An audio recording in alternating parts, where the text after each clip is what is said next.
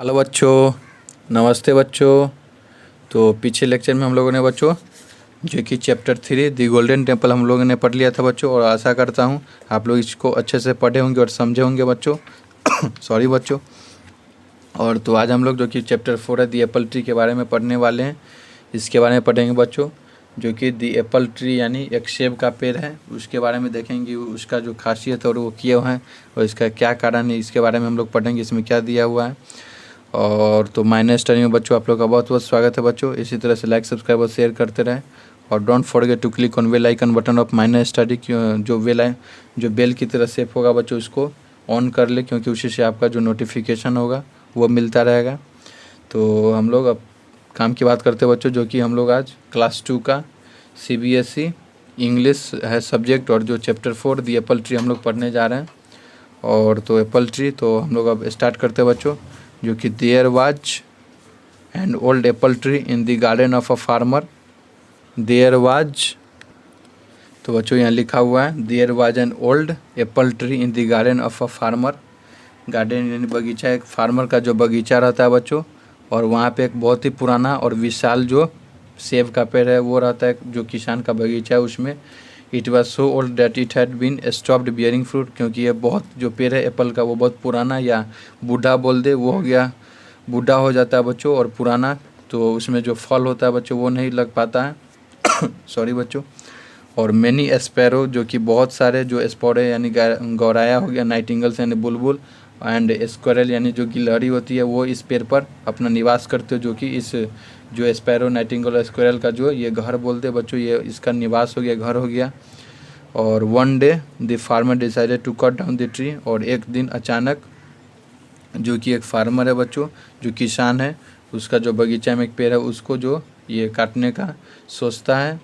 He wanted to use its wood, जो कि इस जो लकड़ी को काटने वाला बच्चों, उस पेड़ एप्पल ट्री को, उस लकड़ी को किसके यूज में करने वाला, फर्नीचर के यूज में। So the farmer began to strike at the roots of the tree, और इसीलिए वो जो फार्मर है जो कि एप्पल ट्री को जो जड़ में वो स्ट्राइक यानी काटने के लिए मारने लगता है, किससे, जो कि शार्पेक्स यानी एक बहुत ही तेज़ कुल्हाड़ी होता है, उससे ये मारने लगता है।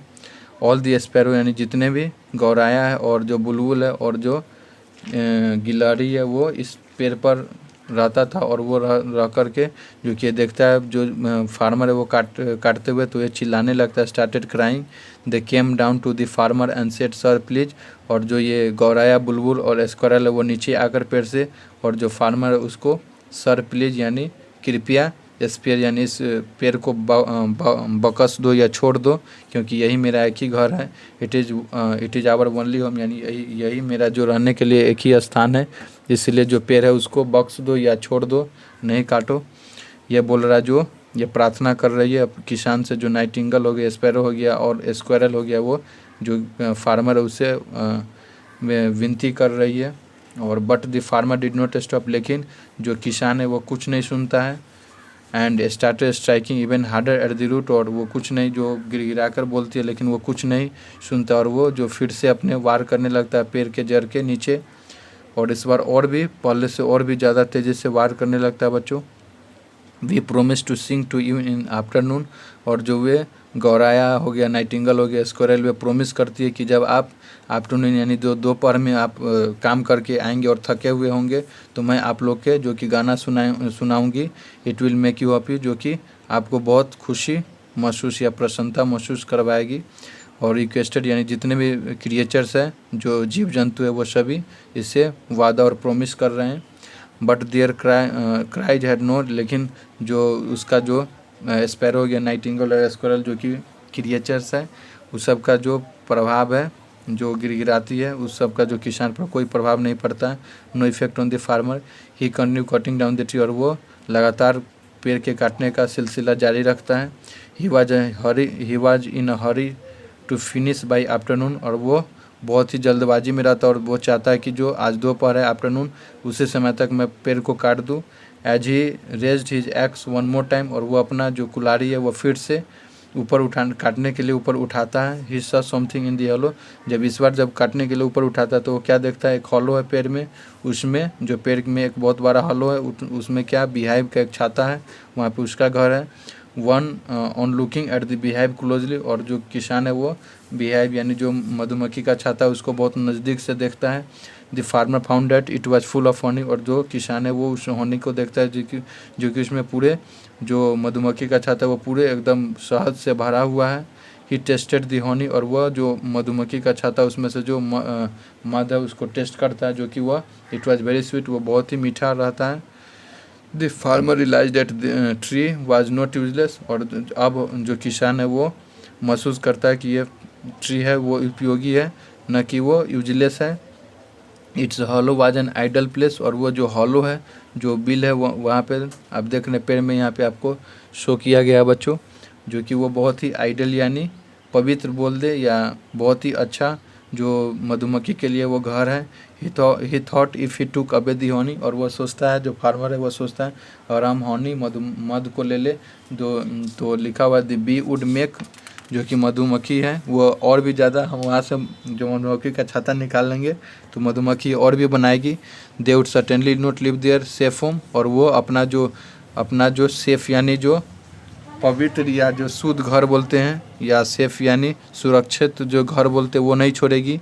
हे यू अप देयर, जो कि वो अपने क्रिएचर से बोला है तुम लोग यहीं रह सकते हो। He shouted as he threw away the axe, और जो क्रिएचर है वो एकदम ज़ोर से चिल्लाने लगती है, और जो किसान है वो भी जो अपना कुल्हाड़ी है दूर फेंक कर चिल्लाने लगता है। I am sparing the life of this tree, और मैं इस जो पेड़ है उसको जो छोड़ता हूँ बख्श देता हूँ, और इसको जो समय है और भी जीवित रहने के लिए इस पेड़ को छोड़ देता हूँ। You can live in a peace now, और ये जो किसान है क्रिएचर से बोल रहा है कि अब तुम लोग यहाँ पे शांति से अपना समय व्यतीत कर सकती हो।